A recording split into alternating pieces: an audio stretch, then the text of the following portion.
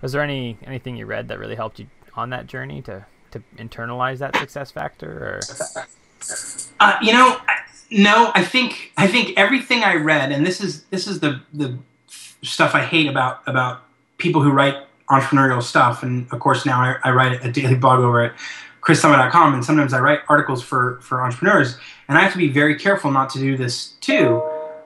Is people tend to write as if just work hard, just run hard, just stay up all night every day and work every weekend, and just if you do all this, then you will be a success. And the truth is, that's not true at all. What I tell people is the real definition, or the real approach to success, if you study enough companies, is it looks like hard work, hard work, hard work, leap, right? And the leap is this thing of like, this is a chance. We don't know if it's going to work. We're going to give it a shot.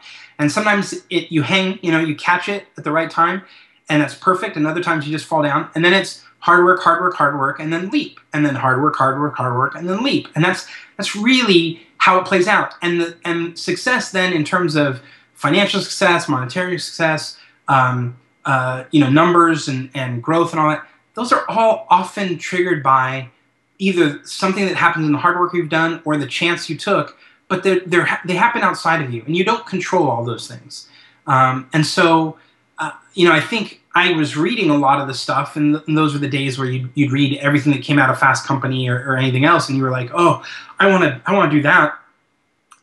And you had to wake up one day and realize, first of all, there's an inherent bias in these articles because they're only written by the 0.1 of 0.1% of the people who actually got to the top. So their story, and of course their story is only going to tell it in a frame that suggests that they actually were in control of their destiny, versus you never get an article written in Fast Company that says, it was a total chance, we threw a Hail Mary, it stuck, who knew, I tripped and fell into success. Nobody writes that story.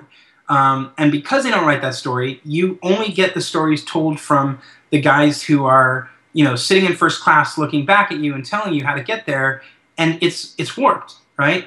On top of which, there's tons of other successful companies that you don't hear about, and there's a ton of other companies that did the exact same thing that those successful guys did and failed. So you get this bias in the way we read, and so it's not that I'm against reading. I love reading. I read all the time. But unfortunately, most of the material written in the entrepreneurial space ends up being it ends up focusing on success in the wrong part of the narrative, right? Now, what's nice is if you go read something like Lean Startup, when Eric writes, in that book, he writes literally about failure, right? And that's much more interesting, right? If you read about what people learn from failure, you actually could learn something from that and take it away. But reading about someone telling you about success is challenging because their narrative is necessarily going to be biased. It's going to look skewed because they're never going to tell you, you know what, it was total luck. I don't know how I got here, and I'm just thankful I'm here.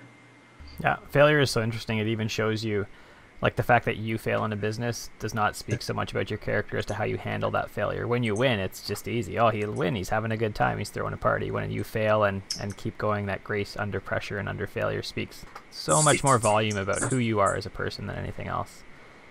Yeah, so when we closed down one of our startups, I had gotten married, but we hadn't had our child yet. And I looked at my wife and I said, listen, first of all, I'm a startup guy. And I told her that while we dated. I told her that when we got engaged. I told her that when we were married.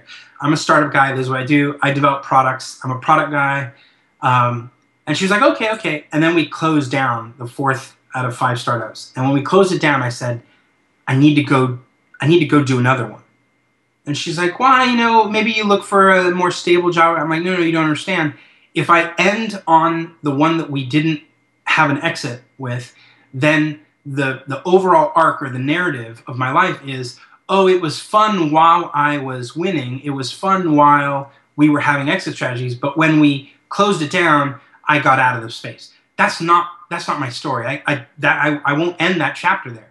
And so I joined one more, which is still around, but we did it. We went in, re-platformed the product, got it launched, had some success, and at that point, then we had my daughter Emily, our first child, and then she said, okay, now I really want you to get out of the startup world, and I said, okay, I can get out now because that last startup gave me the bounce back that said, okay, my story isn't a story of, oh, it got tough and I quit, right?